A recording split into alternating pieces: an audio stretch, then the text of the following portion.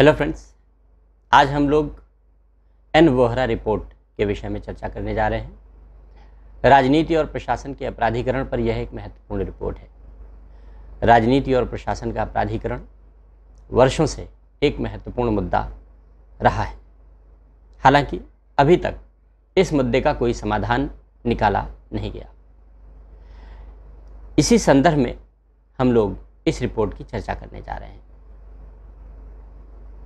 Mumbai blast के बाद जब मार्च 1993 में मुंबई में धमाके हुए, आतंकी हमले हुए, तो उस मुंबई ब्लास्ट के पश्चात संघ की सरकार ने यह तय किया कि राजनीति और प्रशासन के अपराधियों के साथ गठजोड़ की जांच कराई जाएगी, क्योंकि यह एक सामान्य सी मान्यता थी कि जब तक सरकार का संरक्षण अपराधियों को प्राप्त नहीं होगा, संगठित रूप से कार्य करने वाले अपराधी इतना बड़ा कदम नहीं उठा सकते।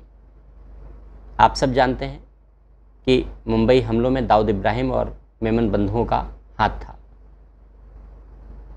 और यह माना गया कि इन्हें सरकार और राजनेताओं का संरक्षण प्राप्त था, या यूं कहें कि सरकारी अधिकारियों और राजनेताओं का संरक्षण प्राप्त था, और यही कारण है कि ये इतना बड़ा कदम उठाने में सफल रहे।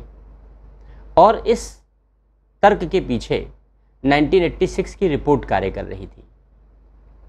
1986 में सीबीआई ने एक रिपोर्ट भारत सरकार को सौंपी थी और सीबीआई ने उस रिपोर्ट में कहा था कि मुंबई के अंडरवर्ल्ड की दुनिया, यानी संगठित अपराध की दुनिया, और मुंबई के प्रशासनिक अधिकारियों और राजनेताओं के साथ बड़े गहरे रिश्ते हैं, बड़े गहरे संबंध हैं। हालांकि इस पर बहुत प्रभावी कार्यवाही नहीं की जा सकी, लेकिन जब मुंबई में 1993 में मार्च में आतंकी हमले हुए, तब अनेक बम विस्फोट की घटनाओं के पश्चात, आतंकी घटनाओं के पश्चात इस नेक्सस की जांच करना आवश्यक हो गया। और इसी संबंध में 9 जुलाई 1993 को संघ की सरकार ने एक कमेटी का गठन किया। उस कमेटी के चेयरमैन बनाए गए तत्कालीन गृह सचिव एन वोहरा, और इसीलिए इस कमेटी को वोहरा समिति कहते हैं। समिति में अन्य प्रभावी सदस्यों को शामिल किया गया, जैसे raw research and analysis wing के सेक्रेटरी को शामिल किया गया, इंटेलिजेंस ब्यूरो के डायरेक्टर को शामिल किया गया, सीबीआई के डायरेक्टर को शामिल किया गया, और भारत सरकार के गृह मंत्रालय के इंटरनल सिक्योरिटी और पुलिस विभाग के स्पेशल सेक्रेटरी को शामिल किया गया। इन लोगों से मिलकर बनी थी यह समिति।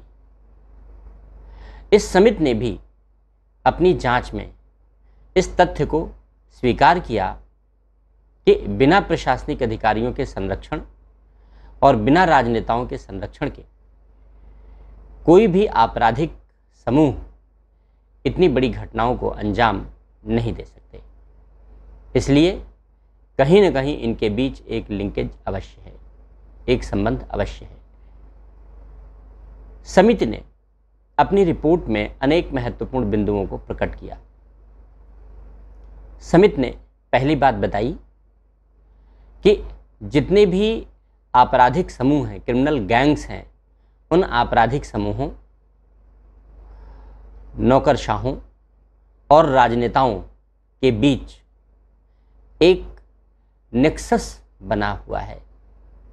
पॉलिटिशियंस, ब्यूरोक्रेट्स और क्रिमिनल गैंग्स, इनके बीच एक नेक्सस बना हुआ है।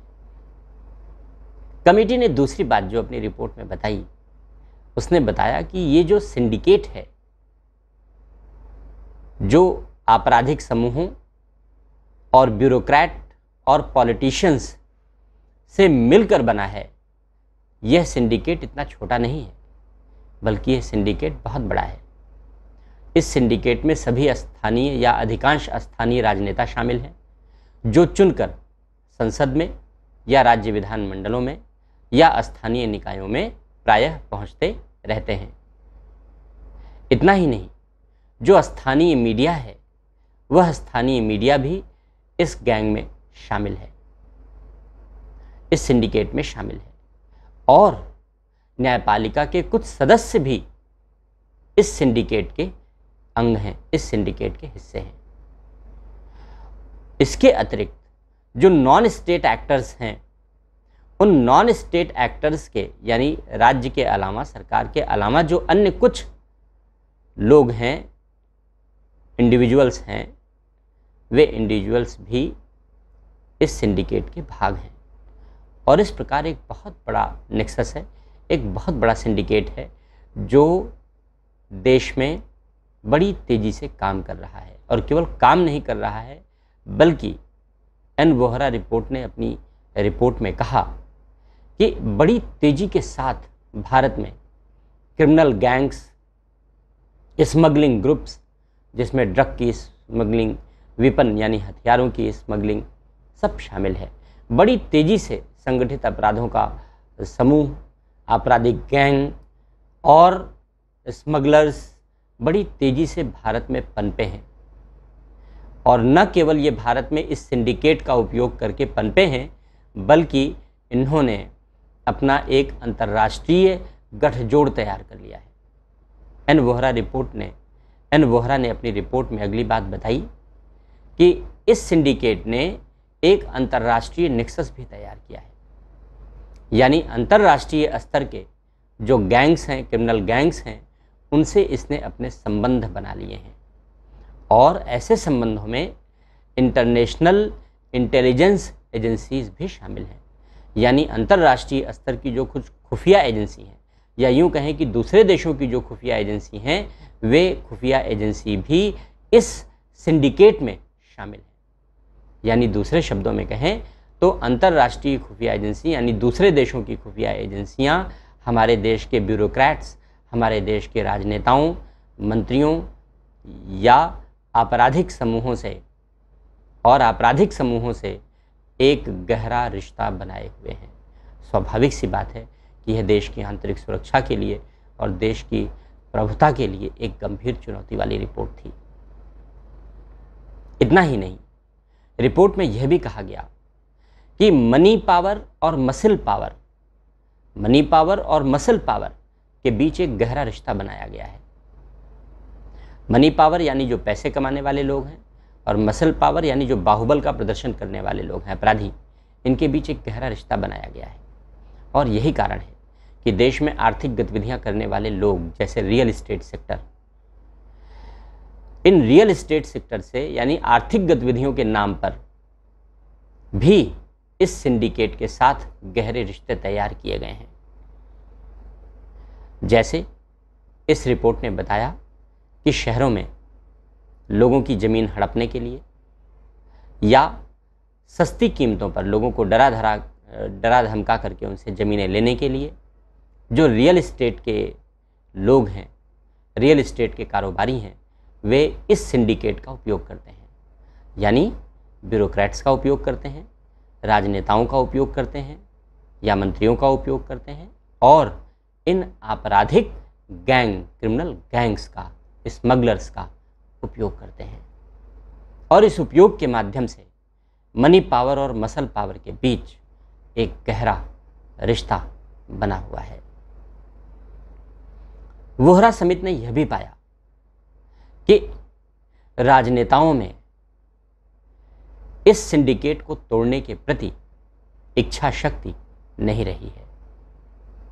जो हमारा पॉलिटिको लीगल सिस्टम है, हमारा जो राजनीतिक और वैधानिक ढांचा है, वह राजनीतिक और वैधानिक ढांचा इस सिस्टम को तोड़ने के प्रति संवेदनशील नहीं रहा है। और यही कारण है कि यह सिस्टम अपनी जड़ें गहरी करता चला गया है। इसलिए वोहरा समिति ने कहा कि इसकी जड़ों पर ठोस प्रहार करना होगा, गहरा प्रहार करना होगा। 5 अक्टूबर 1993 को, यानी 3 महीने के बाद ही रिपोर्ट आ गई, 5 अक्टूबर 1993 को वोहरा समिति ने अपनी रिपोर्ट प्रस्तुत की कॉन्फिडेंशियल रिपोर्ट थी, गोपनीय रिपोर्ट थी, और इस रिपोर्ट में इन सारे बिंदुओं को उकेरा गया, प्रकट किया गया और इन सब के समाधान के लिए उपाय सुझाए गए। बहुत सारी बातें छोटी छोटी मुद्दों पर रखी गई, जिसमें ट्रायल को सरल बनाने की बात की गई, न्यायालय में विचारण को सरल बनाने की बात की गई, पुलिस सुधार का भी मुद्दा नेपथ्य में था। लेकिन जो सबसे बड़ी बात वोहरा समिति ने कही, वोहरा समिति ने कहा कि केंद्रीय स्तर पर एक नोडल सेल बनाया जाए। गृह सचिव की अध्यक्षता में एक नोडल सेल बनाया जाए, एक केंद्रीय एजेंसी बनाई जाए और इस नोडल सेल को यह जिम्मेदारी दी जाए कि वह ऐसे सिंडिकेट के विरुद्ध निपटने के लिए रणनीति बनाए और कार्य करे और ऐसे प्रयासों की निगरानी करे, उनका समन्वय करे और ऐसे प्रयासों को कार्यान्वित करे। क्योंकि इस गैंग को तोड़ना आसान बात नहीं है, इस सिंडिकेट को तोड़ना आसान बात नहीं है। इसलिए गृह सचिव की अध्यक्षता में ऐसी सेल काम करनी चाहिए और गोपनीय तरीके से कार्य करनी चाहिए। और इस सेल को मदद सभी एजेंसियां देंगी, इंटेलिजेंस एजेंसीज देंगी, रॉ देगी, आईबी देगी, इन्वेस्टिगेशन एजेंसीज मदद देंगी, सीबीआई जैसे एजेंसीज इसको मदद देंगी, जिससे कि यह एजेंसी प्रभावी तरीके से, यह नोडल सेल प्रभावी तरीके से कार्य कर सके और इस सिंडिकेट को, इस नेक्सस को तोड़ सके। हालांकि इस रिपोर्ट को प्रभावी तरीके से लागू नहीं किया गया। ये तो रिपोर्ट की बात थी जो हमने बताई। अब इस रिपोर्ट का हश्र क्या हुआ, हम इस पर चर्चा कर लेते हैं। 1993 में हमने बताया 5 अक्टूबर 1993 को रिपोर्ट आई, लेकिन यह एक कॉन्फिडेंशियल रिपोर्ट थी, इसलिए पब्लिक नहीं की गई। लेकिन 1995 में 1995 में इस रिपोर्ट को सरकार को सार्वजनिक करना पड़ा। संसद में ऐसा घटनाक्रम घटा कि सरकार को इस रिपोर्ट को संसद के समक्ष प्रस्तुत करना पड़ा और 1995 में जब यह रिपोर्ट संसद के सम्मुख प्रस्तुत की गई, तब लोगों को पता चला कि ऐसी कोई समिति बनाई गई थी और उसने इतनी रिपोर्ट में अपनी गंभीर बातें कही हैं या गंभीर मुद्दों को उठाया है। लेकिन इस रिपोर्ट पर कार्यवाही नहीं की जा सकी। हश्र कैसा है ये आप सुनेंगे तो आपको बड़ी निराशा होगी। 100 पन्नों की रिपोर्ट है ये, वोहरा समिति की रिपोर्ट 100 पेज की रिपोर्ट है, लेकिन केवल 12 पेज की रिपोर्ट सार्वजनिक की गई है। 1995 में रिपोर्ट सार्वजनिक की गई, 1993 में नहीं की गई। और 1995 में जब रिपोर्ट सार्वजनिक की गई तो केवल 12 पन्नों की रिपोर्ट सार्वजनिक की गई 100 पन्नों में से। यानी आज भी जो 88 पेजेस हैं, जो 88 पन्ने हैं, वो पर्दे के पीछे हैं, नेपथ्य में हैं। हम नहीं जानते कि उनमें क्या लिखा है, लेकिन स्वाभाविक सी बात है, बहुत गंभीर बातें लिखी हैं, इसीलिए वो पर्दे के पीछे हैं और उन्हें सार्वजनिक नहीं किया गया। ऐसा नहीं कि इसके लिए प्रयत्न नहीं किया गया, उसके लिए प्रयास किया गया। लेकिन उस प्रयास की चर्चा करें उससे पहले हम यह भी बता दें कि एन वोहरा रिपोर्ट में जो भी मुद्दे गंभीरता के साथ उठाए गए और उसके लिए जो समाधान के उपाय सुझाए गए, उनमें से किसी भी सुझाव पर प्रभावी अमल नहीं हो सका। कुछ एक छोटी सी बातों को छोड़कर, जैसे ब्रिटेन में आपराधिक समूहों पर नियंत्रण करने के लिए यह तरीका अपनाया जाता रहा कि वहाँ बैंकों में बड़े ट्रांजैक्शन की जानकारी सुरक्षा एजेंसियाँ ले लेती हैं, इन्वेस्टिगेशन एजेंसियाँ ले लेती हैं और उस बड़े ट्रांजैक्शन पर निगरानी रखी जाती है बैंकों की मदद से। इससे अपराध को नियंत्रित करने में सुविधा हुई है। अब भारत में पिछले कुछ वर्षों से इस प्रकार के कदम उठाए गए हैं, लेकिन इस प्रकार के कदम उठाए हुए बहुत अधिक वर्ष नहीं हुए, 1 दशक भी नहीं हुए। और इस प्रकार एन वोहरा रिपोर्ट को लागू करने के लिए सरकार ने इच्छा शक्ति का प्रदर्शन नहीं किया। यहां तक कि कोई नोडल सेल भी नहीं बनाई गई जो इस प्रकार के सिंडिकेट को तोड़े। तो सरकारों ने इच्छा शक्ति नहीं दिखाई, पर किसी भी सरकार ने ऐसी इच्छा शक्ति प्रदर्शित नहीं की कि इस नेक्सस को तोड़ा जा सके।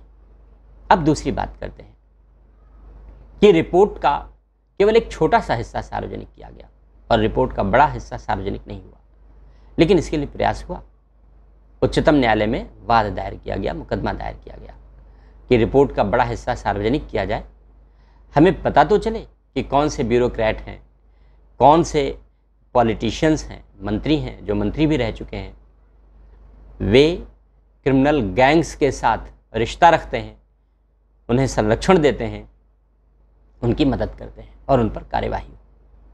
इस बात को लेकर उच्चतम न्यायालय में एक याचिका दायर की गई। लंबी सुनवाई के बाद उच्चतम न्यायालय ने जो निर्णय दिया, वह निर्णय भी बहुत अधिक अच्छा नहीं कहा जा सकता। मांग यह की गई थी कि रिपोर्ट के अन्य हिस्सों को भी सार्वजनिक किया जाए, जिससे लोग जान सकें कि रिपोर्ट में किन बातों का समावेश किया गया है। लेकिन सारी बातें सुनने के बाद, सरकार के तर्क सुनने के बाद, उच्चतम न्यायालय ने यह निर्णय दिया कि रिपोर्ट के जो अंश सार्वजनिक नहीं किए गए हैं, सरकार को उन्हें सार्वजनिक करने के लिए बाध्य नहीं किया जा सकता और इसके लिए सरकार को आदेश नहीं दिया जा सकता। न्यायालय ने कहा कि लोकहित के आधार पर रिपोर्ट के ऐसे हिस्से को सार्वजनिक करने की मांग की गई है, लेकिन न्यायालय ने कहा कि लोकहित के ही आधार पर रिपोर्ट के हिस्सों को सार्वजनिक कर देना सार्वजनिक न करने से अधिक गंभीर परिणाम देगा। यानी अगर रिपोर्ट को सार्वजनिक कर दी जाए तो अधिक गंभीर परिणाम उत्पन्न हो सकते हैं, अगर सार्वजनिक न की जाए तो उसके परिणाम तुलनात्मक रूप से कम गंभीर होंगे। और इस प्रकार न्यायालय ने अपने निर्णय में सरकार को ऐसा आदेश देने से मना कर दिया जिससे वोहरा समिति की रिपोर्ट के उन पन्नों को, उन हिस्सों को सार्वजनिक किया जा सके। न्यायालय ने तर्क दिया, या न्यायालय के सामने जो तर्क दिया गया, न्यायालय ने स्वीकार कर लिया कि अगर रिपोर्ट के उन हिस्सों को सार्वजनिक किया जाता है तो इससे हमारी इंटेलिजेंस एजेंसियों की कार्यप्रणाली पर नकारात्मक प्रभाव पड़ेगा। इंटेलिजेंस एजेंसियों की कार्यप्रणाली पर नकारात्मक प्रभाव इसलिए पड़ेगा क्योंकि आज इंटेलिजेंस एजेंसियां काम कैसे करती हैं हम नहीं जानते, लेकिन रिपोर्ट के उन हिस्सों को सार्वजनिक करने से इस पर वाद विवाद खड़ा होगा और इंटेलिजेंस एजेंसियों की कार्यप्रणालियों पर प्रश्न उठाए जाएंगे और उन्हें जानने का प्रयत्न किया जाएगा, जो देश की सुरक्षा के लिए अधिक उचित नहीं होगा। दूसरी बात, इंटेलिजेंस एजेंसियों के द्वारा डेटा कलेक्ट करने के अपने अलग तरीके हैं, अपने विशेष तरीके हैं, जिनके माध्यम से इंटेलिजेंस एजेंसीज डेटा कलेक्ट करती हैं। और जब इंटेलिजेंस एजेंसीज डेटा कलेक्ट करती हैं और किसी पर कोई आरोप लगाती हैं या किसी के विरुद्ध कोई साक्ष्य एकत्र करती हैं, तो उनमें लॉ ऑफ नेचुरल जस्टिस, न्याय के प्राकृतिक नियम का पालन नहीं होता। न्याय के प्राकृतिक नियम का पालन नहीं होता, इसका आशय क्या है? न्याय के प्राकृतिक नियम का पालन नहीं होता, इसका आशय है कि जिन लोगों के विरुद्ध साक्ष्य एकत्र किए जा रहे हैं उन्हें अपना पक्ष रखने का अवसर नहीं दिया जाता। उन्हें सुने बिना, उन्हें अपनी बात रखने का अवसर दिए बिना उनके विरुद्ध सारी जानकारियां, सारे तथ्य, सूचनाएं एकत्र कर ली जाती हैं। इसलिए इंटेलिजेंस एजेंसियों की रिपोर्ट के आधार पर, यानी आईबी और रॉ की रिपोर्ट के आधार पर, इन्वेस्टिगेशन एजेंसी सीबीआई की रिपोर्ट के आधार पर जो रिपोर्ट तैयार की गई हैं, उस रिपोर्ट के केवल उन्हीं हिस्सों को सार्वजनिक किया जा सकता है जिन्हें सरकार उचित समझती है। जिन्हें सरकार उचित नहीं समझती उन्हें सार्वजनिक करने के लिए सरकार को बाध्य नहीं किया जा सकता। और इस प्रकार उच्चतम न्यायालय ने भी सरकार के कदम को उचित ठहरा दिया। नतीजा ये है कि आज हम एन वोहरा समिति के रिपोर्ट के अधिकांश भागों से अनजान हैं, हमें पता ही नहीं। कोई बात नहीं, उस रिपोर्ट के अधिकांश हिस्सों के विषय में हमें भले ही पता नहीं है, लेकिन रिपोर्ट के जो मुख्य हिस्से हैं जिससे यह बात प्रामाणिक तौर पर कही गई है कि पॉलिटिशियंस, ब्यूरोक्रेट्स, यानी ब्यूरोक्रेट्स में पुलिस, पूरी की पूरी पुलिस भी शामिल है, ब्यूरोक्रेट्स, पुलिस और बड़े बड़े criminal gangs, international criminal gangs के बीच एक नेक्सस बना हुआ है। इस नेक्सस को तोड़ने की आवश्यकता है। एक गठजोड़ बना हुआ है और इस गठजोड़ को तोड़ने की आवश्यकता है। और यह प्रश्न आज भी प्रासंगिक है, यह मुद्दा आज भी प्रासंगिक है कि यह गठजोड़ कैसे तोड़ा जाए। किसी भी राज्य का उदाहरण ले लीजिए आप, देश की राजधानी दिल्ली से लेकर आप देश के किसी भी राज्य का उदाहरण ले लीजिए, राजनेताओं के अपराधियों से संबंधों के विषय में सामान्य जनता जानती है और उनमें से अधिकांश अपराधी राजनेता बन जाते हैं। या दूसरी बात यह है कि अधिकांश राजनेताओं को ऐसे अपराधियों का और आपराधिक समूह के लोगों का संरक्षण हासिल है, संरक्षण प्राप्त है। इसके बावजूद भी ऐसे अपराधियों के प्रति कठोर दंडात्मक कार्यवाही का प्रावधान नहीं है। हमारे देश में ऐसे कठोर कानून नहीं है। हमारे देश का क्रिमिनल जस्टिस सिस्टम कमज़ोर है और इस क्रिमिनल जस्टिस सिस्टम की कमज़ोरी का लाभ यह नेक्सस उठाता है। मैं ये नहीं कहूँगा कि अपराधी उठाते हैं, बल्कि क्रिमिनल जस्टिस सिस्टम की कमज़ोरी का लाभ यह पूरा का पूरा सिंडिकेट, यह पूरा का पूरा नेक्सस उठा रहा है।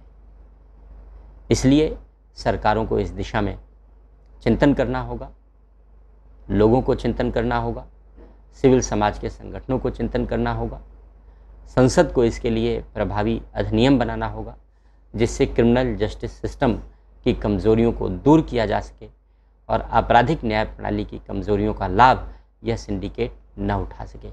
पहली बात। और दूसरी बात, कानून बनाकर, नोडल सेल बनाकर इस सिंडिकेट को तोड़ने के लिए हमें कठोर इच्छा शक्ति का प्रदर्शन करना ही होगा। जनता को जागरूकता का परिचय देना होगा, ऐसे लोगों को राजनीति में प्रोत्साहन देना होगा, प्रवेश देना होगा जो इस नेक्सस को तोड़ना चाहते हैं, जो इस नेक्सस के अगेंस्ट है। तो राजनीति और प्रशासन के अपराधीकरण के विषय में हम लोग इस चर्चा को इसी संक्षिप्त चर्चा के साथ विराम देते हैं। इस चर्चा का सार यही है कि अपराध राजनीति और प्रशासन का चोली दामन का साथ बन चुका है और चोली दामन का यह साथ आज भी विद्यमान है, बना हुआ है। अनेक घटनाक्रमों से, अनेक घटनाओं से, अनेक उदाहरणों से इसे समझा जा सकता है। हाँ, राजनीतिक इच्छा शक्ति का यदि कठोर प्रदर्शन किया जाए तो इसे दूर किया जा सकता है। इस वीडियो के लिए इतना ही। Thank you.